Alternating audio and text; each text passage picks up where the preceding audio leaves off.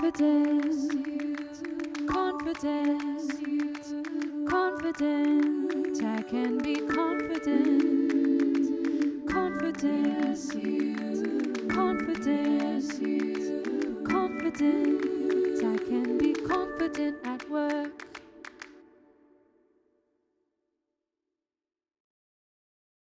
Hello and welcome to the Confident at Work podcast.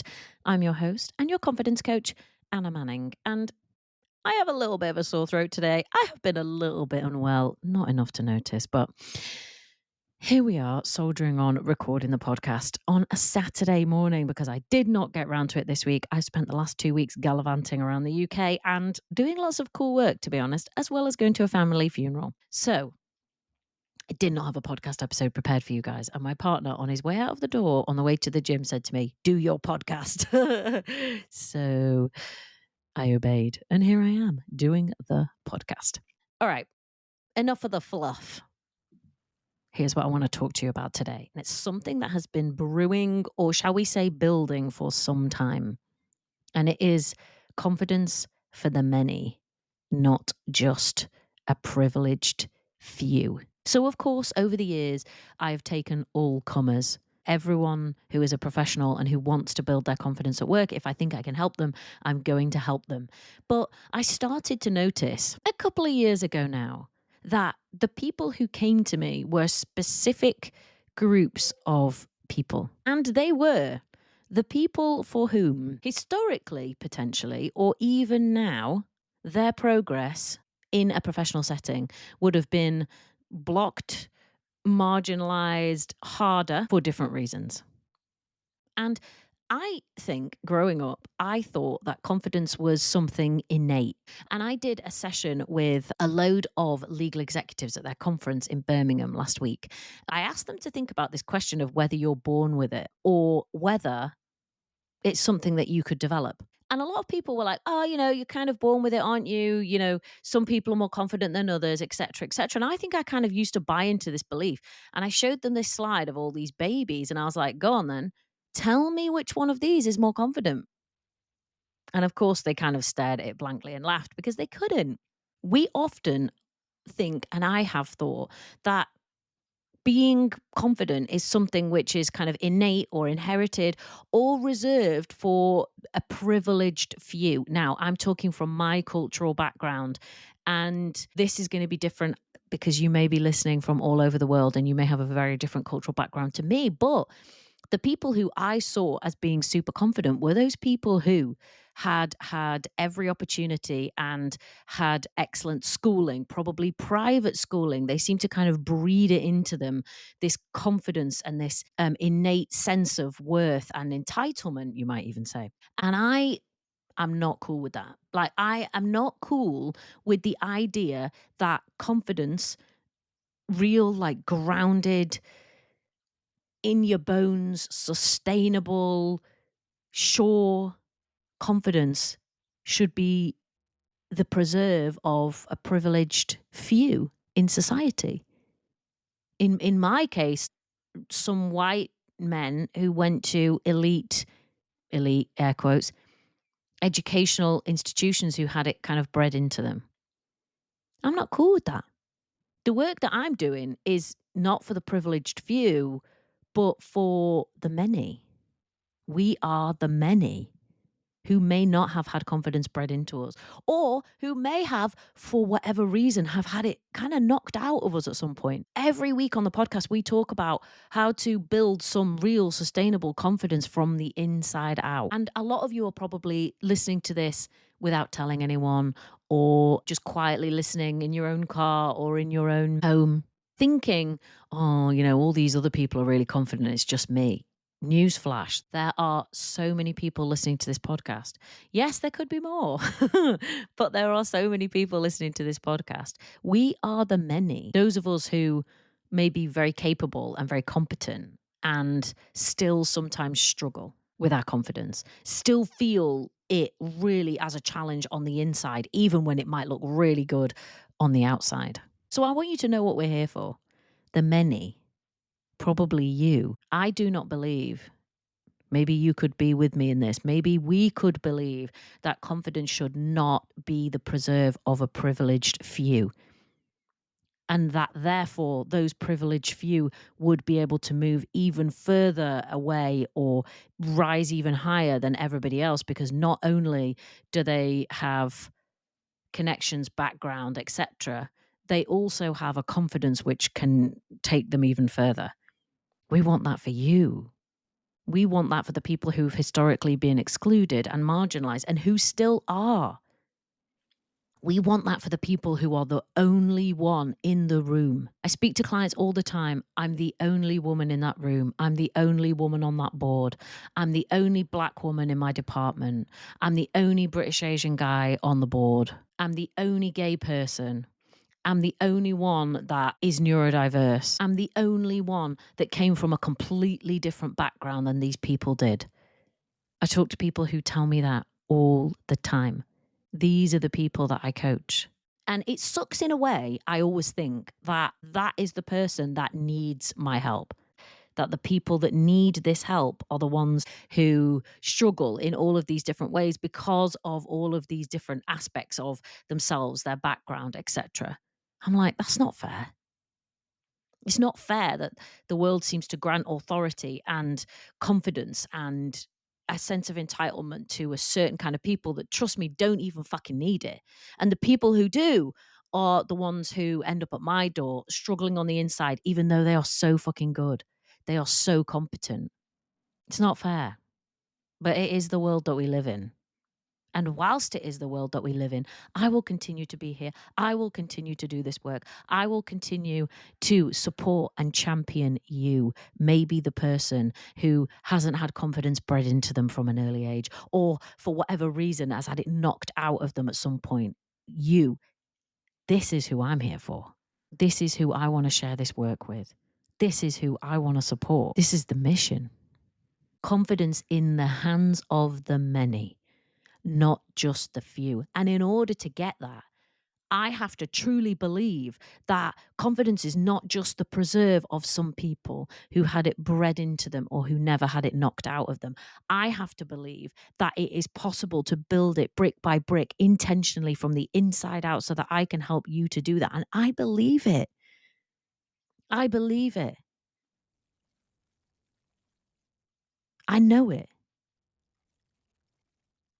There are many reasons why the world may not have been behind you in the past, or the corporate world may not have had people that look like you or that sound like you or who think the way you think coming into the kinds of positions that you might occupy now.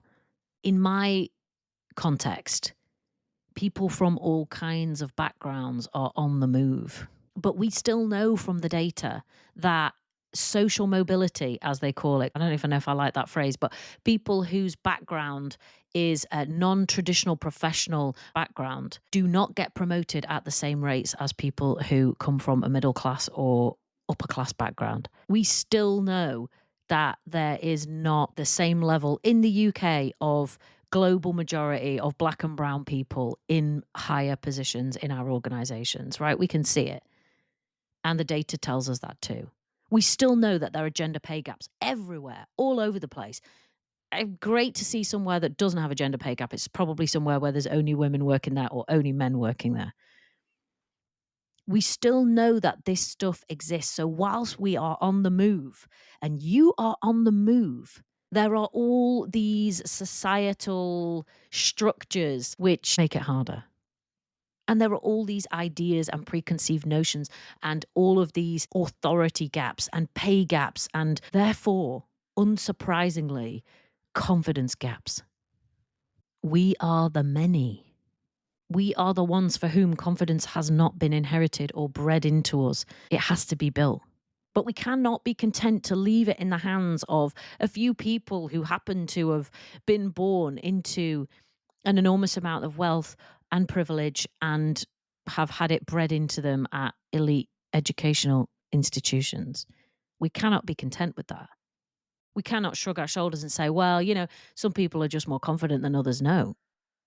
No, no. We cannot be content with being held back by that. Even if we don't have the confidence, we cannot be content with allowing those people to be the people that take the opportunity, that stand on the stage, that speak on the microphone, and that do all of that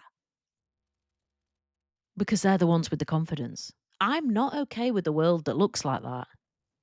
I want you on the microphone if you want to be there, if you have something to say. I want you to be able to stand on that stage. I want you to be able to talk about the work that you do, the good work that you do within and without your organization. I want you to be able to sit in an interview and say, yeah, I did these things and I did them well, and have the confidence to do that. I want you to have the confidence to reach for opportunities that in the past or historically, someone who looks or sounds or thinks or talks like you may not have had access to. That's what we're here for. I do not believe that confidence is innate. Maybe it has been inherited by some people. And maybe that inheritance now belongs to you too. I did not know this podcast was going to turn into a sermon. Perhaps it's one to listen to on a Sunday morning. Think about this for the generation coming behind you. Think about the little girls you know. Think about the kids who don't have a lot of privilege or maybe the same opportunities as some kids. Think about the neurodiverse kids. Think about the global majority kids, the black and the brown kids in the UK, and whatever the minority race might be in your context. Think about the gay kid. Think about the trans kid. Think about the girls and ask yourself, are you content to live in a world where they do not have the same confidence as other people, as other kids? I had this really stark reminder of what this can look like. I am a school governor at a primary school in Brixton, and our kids have the lowest socioeconomic rating. Can you even believe they have these categories? They have the lowest rating of privilege, if you like, socioeconomic background.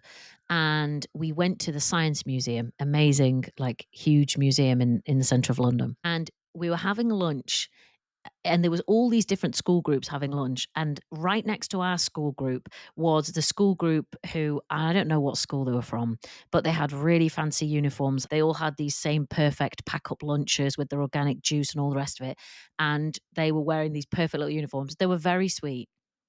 And I looked at the two groups and I thought, these kids are growing up in completely different worlds, even though they're probably only a few miles apart. They are growing up with different levels of opportunity. They are growing up with different, this makes me emotional. They are growing up with different beliefs about themselves and who they are in the world and what they can achieve. And we at school, and the staff are amazing. They work so hard to support those kids developing their confidence, developing what they call cultural capital that they might be missing out on that some kids get.